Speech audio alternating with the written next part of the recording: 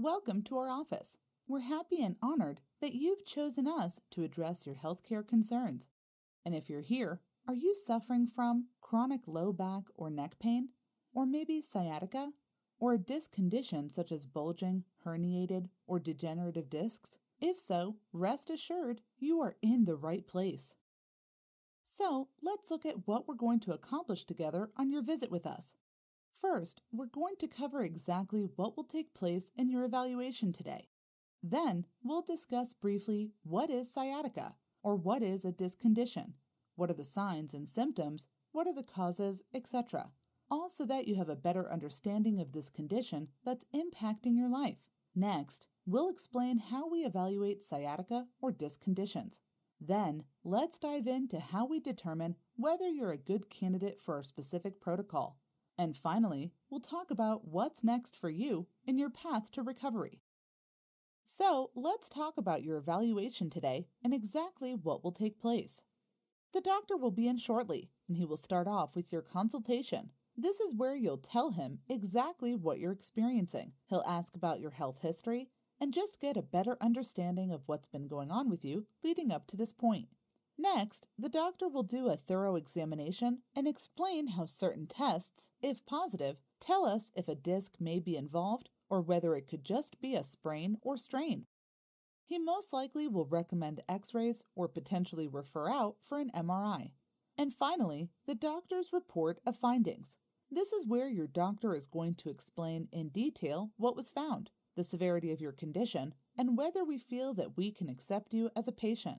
The report of findings may happen today or in a subsequent visit, but one thing to keep in mind is that it's important to have your spouse present if possible, because if the doctor feels he can help you, we'll be discussing the schedule of treatment, insurance, and finances. So, what is sciatica or a disc condition?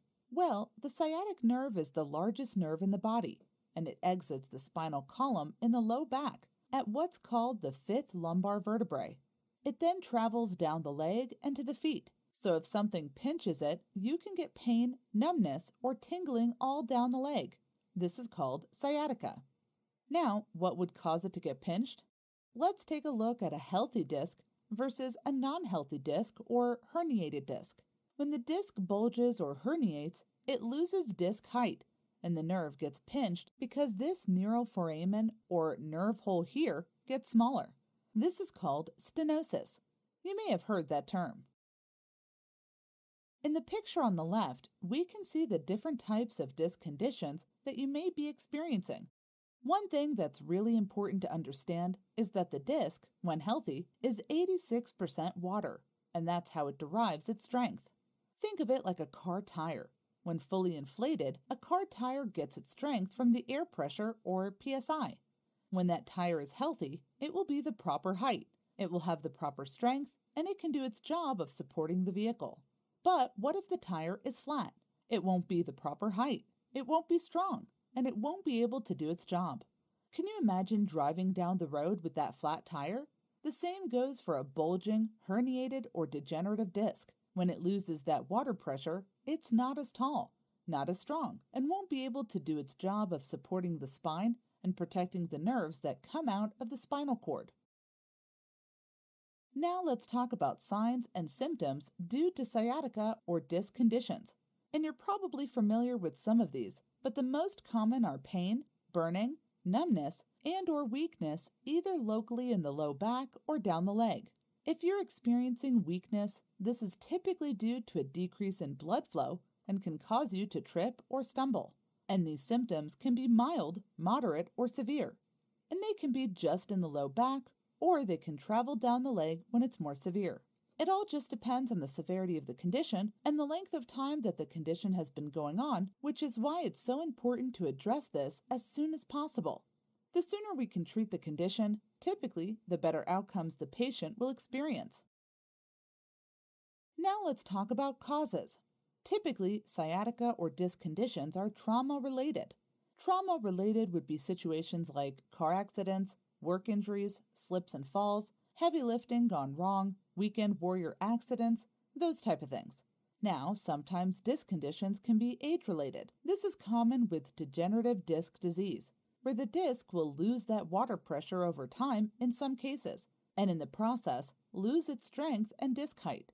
About 80% of patients 60 years and older will experience some form of degenerative disc disease, so it's quite common. So, how do we assess sciatica or disc conditions? Well, of course, we start with a standard health history as well as a thorough orthopedic and neurological examination. We also need imaging. Typically, X-ray will be sufficient, but if your case is more complicated, we may order an MRI as well. Based on all of this information, we will be able to definitively diagnose your condition, the severity, and will know whether we can help you or not.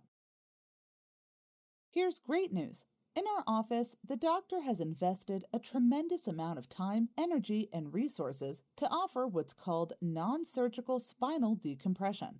What spinal decompression does is through a series of treatments that typically last around 20 minutes, the table creates a pull and release motion, a pumping motion if you will.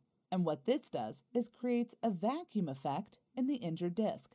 It then absorbs water from the body and hydrates itself, thus becoming stronger and able to do its job properly, kind of like blowing up a flat tire on that car we talked about earlier.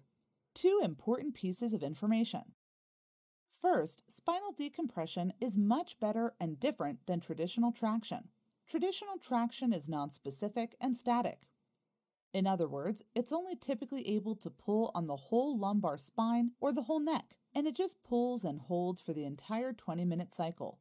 Spinal decompression, on the other hand, is very specific, so it's able to target the exact disc that's injured and just treat that level of the spine. It's also dynamic, so it's going to pull and release multiple times over the course of the 20 minutes. That's how it creates the pumping motion and hydrates the disc. Second, generally sciatica and disc conditions are not usually treated successfully with traditional chiropractic, physical therapy, or massage therapy, mainly because none of those therapies actually create that pumping motion to hydrate the disc. This is why with true sciatica or severe disc conditions, it's usually surgery or spinal decompression as the only options.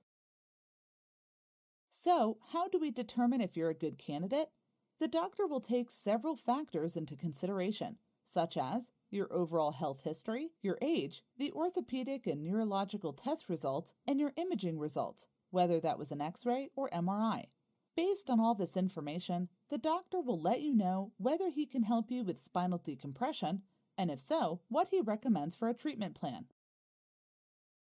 So, what's next? Well, at this point, the doctor will be in shortly to begin your evaluation, but we hope that this information has started to give you a foundation of knowledge so that you can make a well-informed decision about the future of your health. Once the doctor has completed the evaluation, he will then let you know if you're a good candidate for care, and if so, we'll give you his recommendations for moving forward. Again, thank you so much for choosing our office, and we wish you the best in health.